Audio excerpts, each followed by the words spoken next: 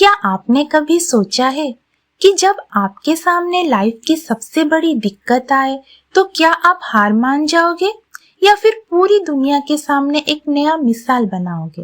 Look at this picture. ये है शीतल देवी, जिन्हें जनवरी 2024 में अर्जुन अवार्ड से सम्मानित किया गया था। बिना हाथ के सिर्फ अपने पैरों से तीर चलाकर उन्होंने पूरी दुनिया को हैरान कर दिया था।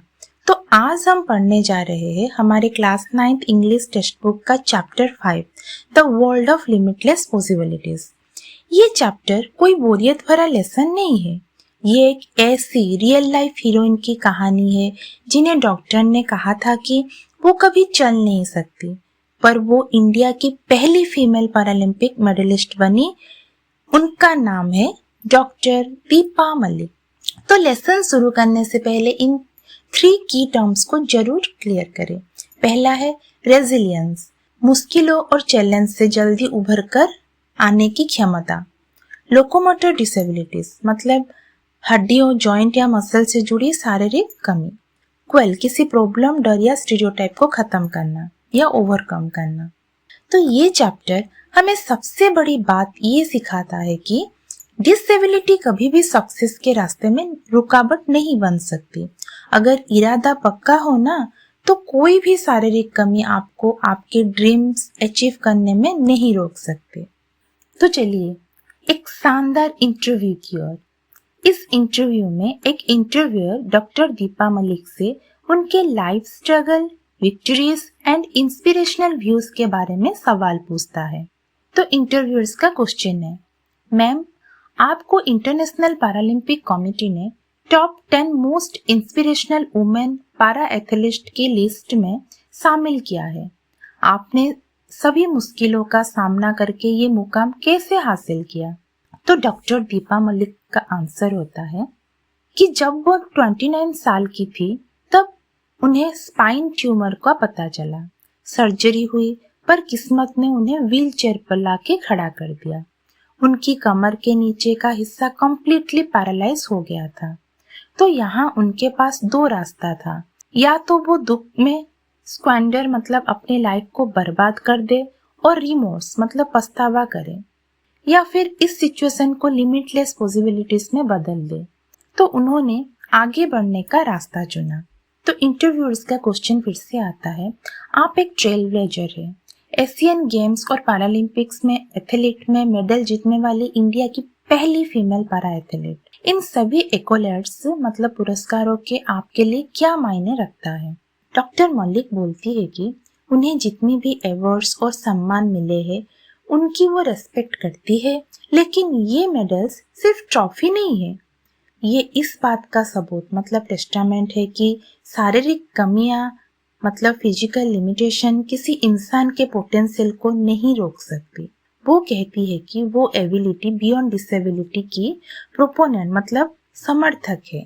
तो इंटरव्यूअर्स का क्वेश्चन आता है, आपने अपनी इस जर्नी में कौन कौन से चैलेंज देखे और उन्हें कैसे ओवरकम किया? डॉक्टर मलिक कहती है कि सबसे बड़ा चैलेंज था लोगों की सोच। लोग उन्हें अंडर एस्टिमेट करते थे कि वो व्हीलचेयर पर ही है तो कुछ भी नहीं कर सकती। इस सिचुएशन से निकलने के लिए उन्हें फिजिकल स्ट्रेंथ के साथ मेंटल रेजिलियंस और फोर्टिट्यूड मतलब साहस की भी जरूरत थी। उनकी फैमिली सपोर्ट ने उनके सारे रास्ते की पत्थरों को सफलता की सीढ़ी बनाई। तो इंटरव्यूअर्स का क्वेश्चन आता है, स्पोर्ट्स और पैरालंपिक्स हमारे समाज के प्री कंसेप्ट नोशंस मतलब पुराने गलत धारणाओं का बदलने में कैसे मदद कर सकता है? तो डॉक्टर मलिक बताती है कि जब लोग एक पैरा एथलीट के टैलेंट, स्किल और कॉम्पिटिटिव स्पिरिट देखते हैं तो उनकी सोच बदल जाती है। पैरालंपिक्स ने उन्हें एक नया जीवन दिया और पूरी दुनिया को ये दिखाया कि डिसेबल्ड लोग भी एबल बॉडीड लोगों से कम नहीं होते हैं। तो इंटरव्यूअर फिर से क्वेश्चन पूछता है कि मेडल्स जीतने के अलावा आप इंक्लूसिविटी मतलब सबको साथ लेकर चलना और एसेसिबिलिटी मतलब आसानी से पहुंच के लिए आवाज़ उठा रहे हैं। आप डिसेबिलिटी राइट्स के एडवोकेटिंग मतलब समर्थन करना के अपने रोल को कैसे देखती है? तो डॉक्टर मलिक कहती है कि एडवोकेसी उनके मिशन का इंटीग्रल मतलब बहुत आवश्यक अंग है। मैं इस बात पर डीपली बिलीव करती हूँ कि हमें स्पेशली एबल्ड लोगों की इमोशनल हेल्थ को स्ट्रॉन्ग करना चाहिए और आउटडोर स्पोर्ट्स के जरिए वुमेन को एम्पावरिंग बनाना चाहिए। मैं लोअर सोशियो इकोनॉमिक स्ट्राटा मतलब सामाजिक आर्थिक वर्ग जो होते हैं मतलब जो गरीब होते हैं उन लोगों की मैं हेल्प करती हूँ और पारा स्पोर्ट्स पर्सन्स को जरूरी इक्विपमेंट भी प्रोवाइड करती हूँ।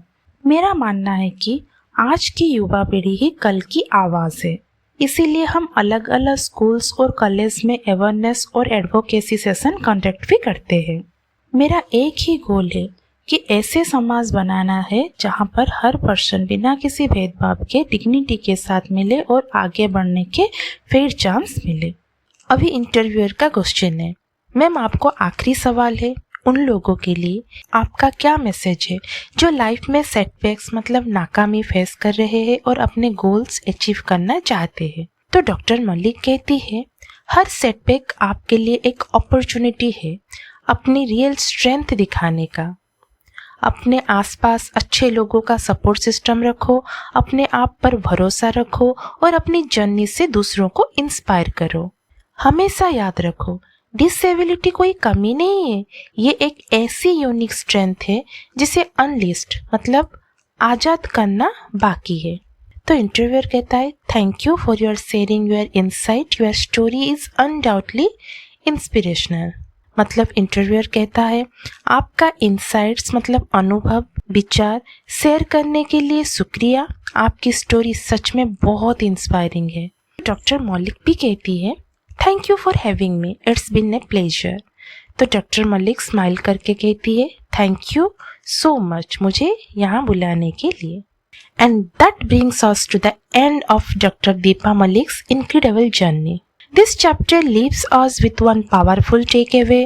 Disability is never a limitation. It is a unique strength waiting to be unleashed. Keep studying, keep believing in yourself, and I will see you all in the next class. Take care and goodbye.